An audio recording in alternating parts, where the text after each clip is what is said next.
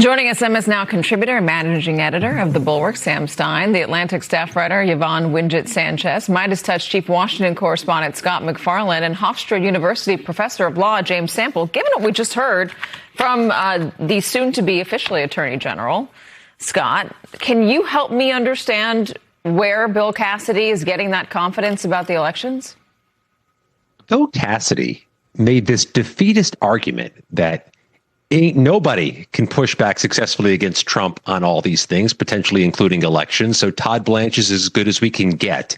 A real mushy and respectfully weak positioning by Bill Cassidy. Here's the thing, though, and there's no way around this, Katie. In the next few days, there are 2 or 3 different inflection points where Todd Blanche has to put a filing before a court and either stand true to what he told senators or fight more for Trump. He's got to make a filing on the slush fund. Either he will say what he did to senators, the slush fund's dead, or he'll try to weasel out of that and keep the slush fund alive. He has to make a filing in the next few days on the reflecting pool, on the ballroom. Will he take the stands he took with Bill Cassidy and the others, or will he shift immediately over to a more pro-Trump filing? He's got to do that in the next couple of weeks. So what are you expecting, Sam? I mean, everything in our history tells us that that Todd Blanche will do exactly what Trump wants. I think he can just look at what happened with Jeanine Pirro over the reflecting pool a couple of weeks ago, where she had to make a filing dismissing the charges against the so-called vandals, and was quickly admonished, brought to the West Wing, sat down and yelled at. I don't think Todd Blanche wants to start his tenure off there. But back to Bill Cassidy for a second. I mean, some of these things that he was saying, to Scott's point, they did sound defeatist, but some of them didn't quite make sense. So he's saying, yes, the weaponization fund, it's dead. It was very wrong to begin with, but now it's dead. The IRS immunity, it's awful that you can have 2-tier justice systems. We should never have had that at the beginning. But I'm going to vote for the guy who put those into practice. It's like saying, well, if the bank robber returns the money, we'll absolve him of the robbery. There is no reason to absolve Todd Blanche of doing these things just because he wants to be confirmed and has to put them back in place. And Cassidy basically just gave up his agency. Yeah, maybe there's no other alternative that you can think of for an attorney general that would uphold the rule of law and maybe uphold the Constitution. But that doesn't necessarily mean you have to vote for that person. You can actually advise and consent, advise being the key word here.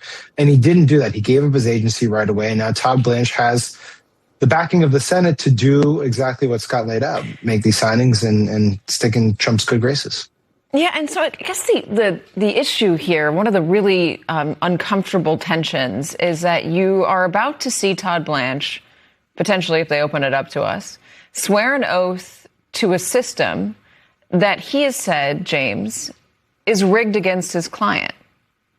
Yeah, How does that work? Rigged against his former actual client, who is now his effective client. It doesn't work. It is structurally inconsistent. And to Sam's point, on the Cassidy vote, I mean, he gave up all the leverage, right? You say it was totally wrong. The IRS immunity has not budged. It is the same immunity that they established when they made that deal, a deal that was a non-deal between non-adversarial parties. If it's totally wrong, why give up the leverage? And in that same interview, Cassidy said in a clip that we didn't play, he said that this was he was choked up making the vote because it was a part of history. It was an honor to represent his state and to be there. To cast a deciding vote at this historic.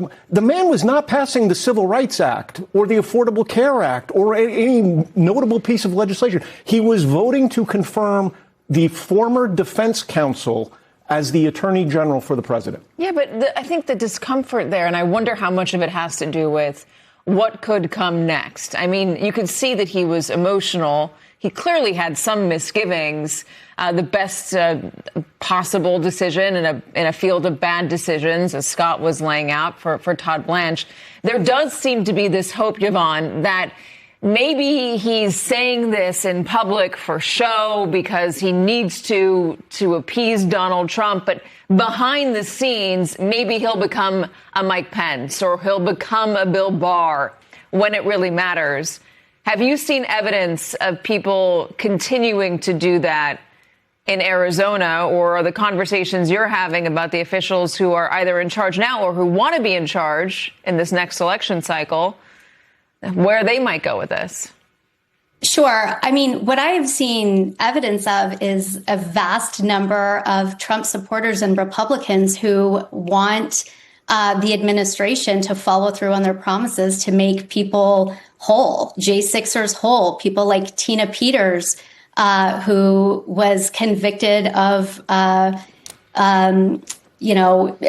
being involved in illegal activity to try to help prove that the 2020 election was inaccurate, to make these people whole. They have created an environment in which there is an expectation that Blanche and others will do what needs to be done, and they will find the means to do it. Andy Biggs is running to be the governor of the state of Arizona. Has he backed off of any of his election claims in that race?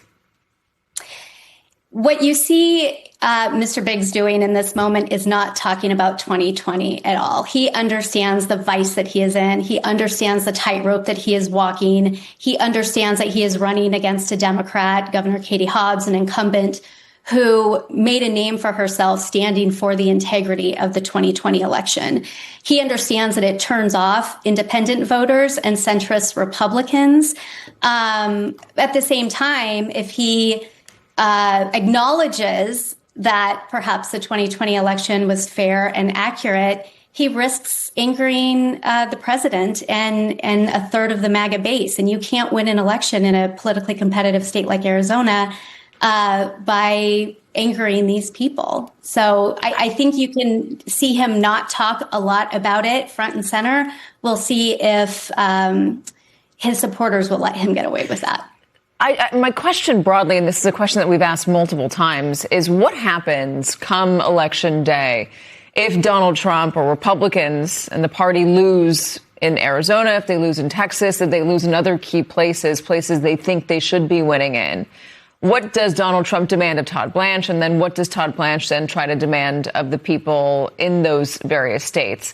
Let me play a little bit from Mehdi Hasan talking to Ty Cobb, one of Donald Trump's former White House attorneys. Listen to what he says. If the midterms don't go Trump's way this fall, is there any world in which Todd Blanche stands up to Trump if he's asked to find some fake evidence of voter fraud? Or are we screwed now? We're screwed. Great. That's what I suspected. What do you think? It's a great soundbite, and he's not wrong. I mean, the scary thing here is that as a matter of authority, very little has changed because of this vote. Todd Blanche was the Deputy Attorney General, Acting Attorney General, and could have continued as the Acting Attorney General for the rest of the term. But as a practical matter, that may not change much. But what this essentially does is endorse a constitutional theory that the Department of Justice is Donald Trump, that the norms of separation no longer apply. And you heard an exchange when Todd Blanche was before Congress with Senator Coons, who asked him whether he would maintain any independence of the Justice Department. And he said that Article 2 of the Constitution gives Donald Trump the authority of the executive branch, period, full stop. That is the unitary executive theory. And the idea here is that Congress created the Department of Justice in 1870. Congress can define the scope of its authority. Congress can fund its appropriations. This is a novel theory, but it is one that has a lot of power.